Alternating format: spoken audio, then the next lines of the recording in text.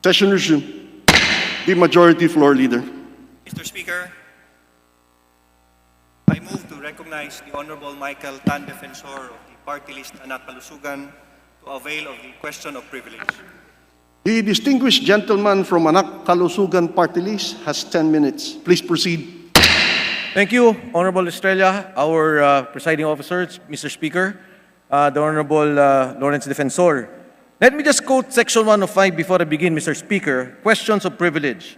Questions of privilege are urgent matters, directly and principally affecting the duties, conduct, rights, privileges, dignity, integrity, or reputation of the House or of its members, individually or collectively. Nabanggit ko po, Mr. Speaker, no ako'y nagpaalam sa ating kagalang-galang na Majority Floor Leader na ako po'y tumatayo on a question of personal and collective privilege. Sa kadahilanan na ang Pangulo po ay nagsalita kagabi tungkol sa investigasyon na isinasagawa sa Development Bank of the Philippines na kung saan binanggit niya na nagkaroon ng suspension at if I may quote him directly, sabi niya, hindi maganda para sa atin yan. Mr. Speaker, the President also stated that there are many investigations of banks, but in this particular case, when we were about to investigate the Lopez loan, we suspended the investigation. At idinugtong niya, Mr. Speaker, na ito daw po ay ibibigay niya na sa Ombudsman. Now, Mr. Speaker, let me begin by saying that I already spoke with the Honorable Aglipay, who was here with us in plenary, the Chairman of the Committee on Good Government. At nagpapasalamat po ako, Mr. Speaker, dahil ngayon po nagkaroon kami ng paglilinaw kung ano ang tatahakin at direksyon ng Committee ng Good Government at ng ating Kongreso. Importante, Mr. Speaker, yung sinabi ng ating Presidente at kung ano ang aksyon na gagawin ng ating Kongreso ukol sa investigasyon na ito. Dahil ang ating reputasyon, ang ating integridad, ang ating pong panunungkulan, our duties and responsibilities here in Congress, in particular, the Committee on Good Government, has to pursue the investigations until its final conclusion. Malinaw po yan. Pagka po nagkaroon ng paghinto, ito ay didesisyonan ng komite. It is the committee's decision. I'd like to thank the Honorable Aglipay again, Mr. Speaker, during the break. Nilapitan niya po ako at nagkaroon na po kami ng paglilinaw. Because, Mr. Speaker, what happened was, in January 18, nagkaroon kami ng investigasyon. Doon po sa aming pag-uusap, sinabi ng Bangko Sentral ng Pilipinas na yung mga loan na to ay walang eligibility. Yung po ang nauna.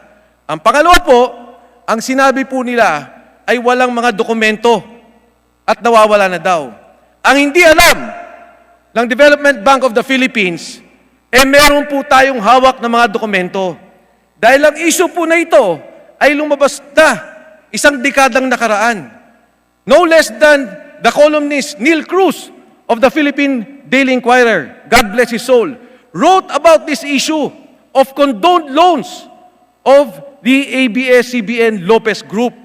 And Mr. Speaker, it was in fact the very statement of President Duterte that there are condoned loans.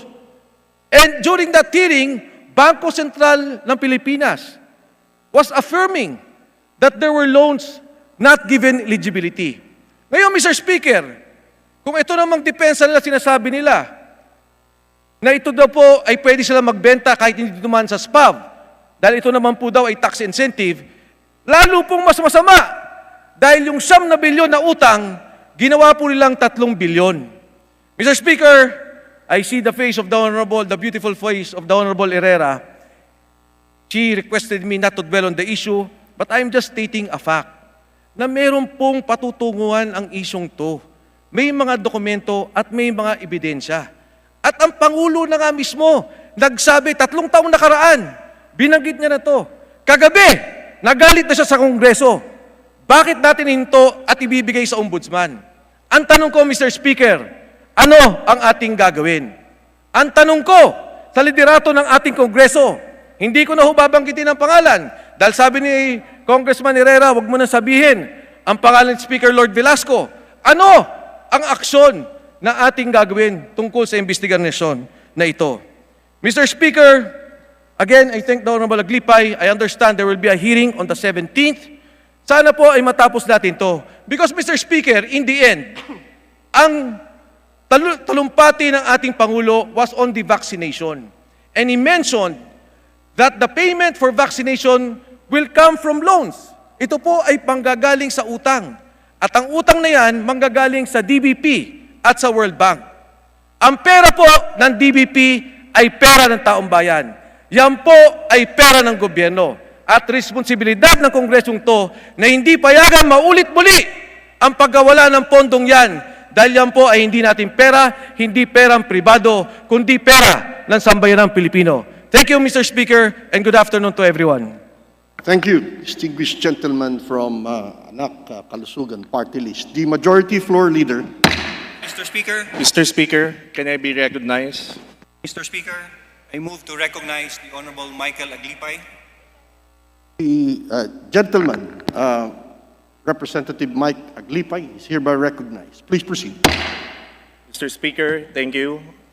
Honorable Mike Defensor, maraming salamat sa iyong talumpati. Nung kami po ay nag-hearing ng January 18, ay napagkasunduan po sa mga resource persons na binigyan sila ng taning na isang buwan na i-produce po yung mga dokumento na kulang. Yung Lopez Group po, DBP at saka BSP.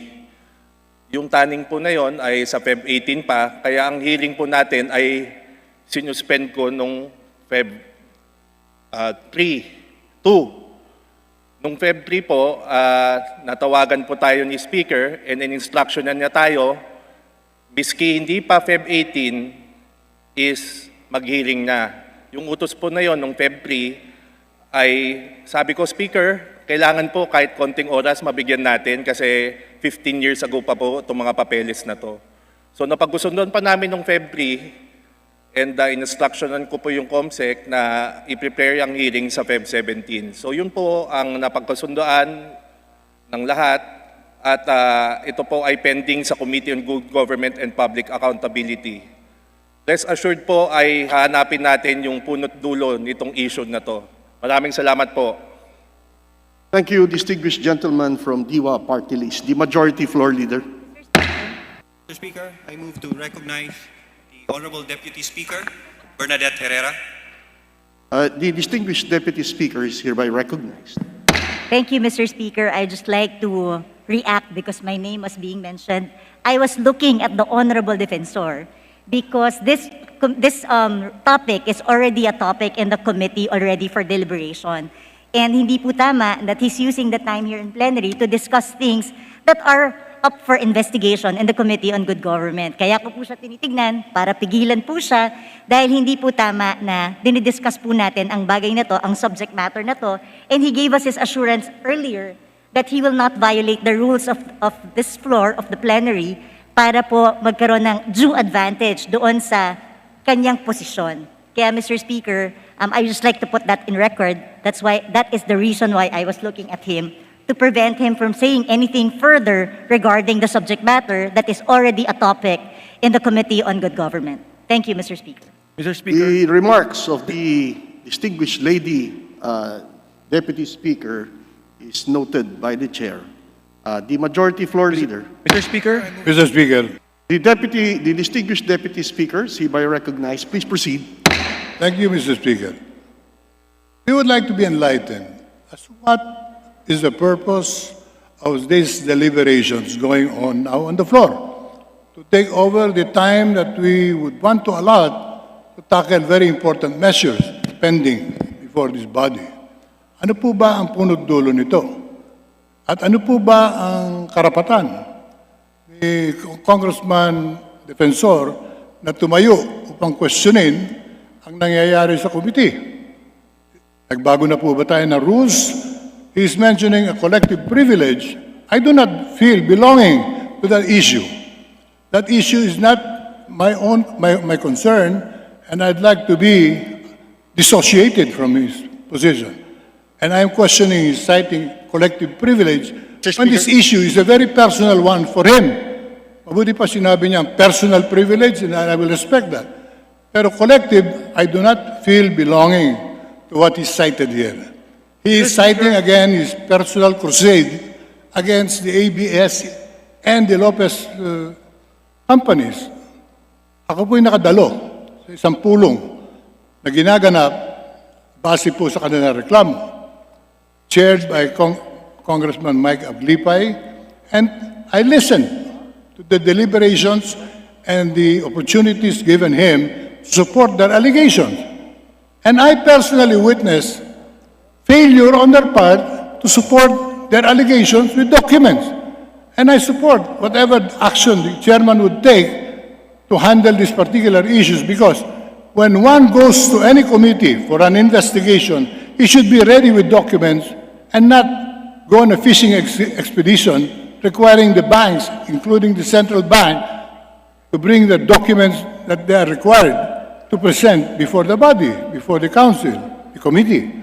At this point, bringing the issue on the floor occupies all of our time, and I question that particular action because it is not in accordance with our rules. Mr. Speaker. Mr. Speaker, before the reply, Mr. my Speaker. name was mentioned, Mr. Speaker. and I'd like to react on the statement of the Honorable Agenda, Mr. Speaker.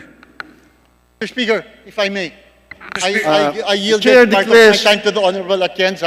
Gentlemen, Mr. Speaker, Chair declares a 2 minutes suspension of the session. Mr. Speaker, I would like to make it clear to the gentleman from Anacolusugan that we are striking out not the entire speech, but those subject matters that are only subject of the deliberation in the committee. I would like to assure the good gentleman that we are moving, what we move for the striking out of the statements are those statements that pertains only to the subject matter that is being deliberated now by the committee. Mr. Speaker, with the assurance of the majority floor leader, I withdraw my objection. Thank you, Mr. Speaker.